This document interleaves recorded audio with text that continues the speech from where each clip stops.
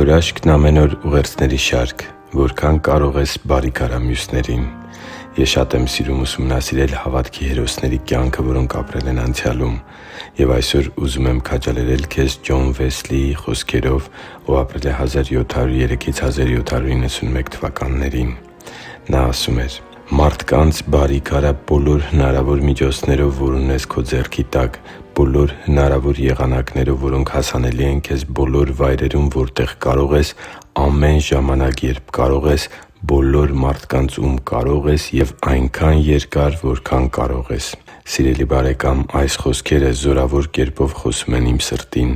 Դրանց մեջ բորբոքված փափագի մի կրակ եմ զգում, որն ասես մարտահրավեր է նետում ինձ և բռնկում ինձ Տեր Հիսուսի համար ապրելու այդ նույն կրակով, որով բռնկված էր Ջոն Վեսլին։ Այն նաև հիշեցնում է ինձ Պողոս առաքյալի կարևորագույն խորհուրդը Թեսաղոնիկեի եկեղեցու հավատացյալներին,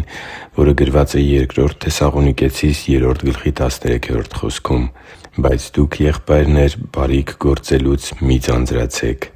Աստծու համար թանկ ու սիրելի՛ զավակ, մենք տեսնում ենք, որ անգամ մարդկանց բարիք անողները կարող են ձանձրանալ կամ հոգնել դա անելուց։ Սակայն Աստված մեզ լցնում է Իր սիրով և զորությամբ, որպեսզի նաև մեր գթասրտությամբ ու բարեգործությամբ, կարեկցանքով ու զոհաբեր սրտով Քրիստոսի Ավետարանը բաժնեկցենք մեր շրջապատի մարդկանց հետ։ Սիրո գործերը կարող են անգամ մանրուքներ լինել, սակայն դրանք մեծ ազդեցություն են թողնում մարդկանց վրա։ Ինչ-որ մեկին սուրճ հյուրասիրելը, ճաշի հրավիրելը, քաղցր ու մեղմ պատասխան տալը, բեռների տակ կքված մարդուն լսելու համար ժամանակ հատկացնելը,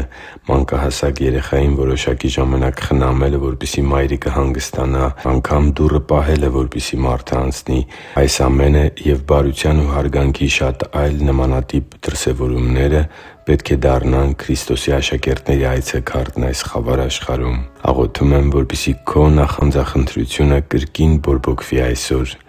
Մի՛ կորցրու ոգևորությունդ քո շրջապատի մարդկանց համար Աստծուն փառավորելու միջոց դառնալու հարցում և թող հնարավորինս շատ մարդիկ տեսնեն քո յուրաքանչյուր խոսքի, վարքագծի, վերաբերմունքի ու արարքի հետևում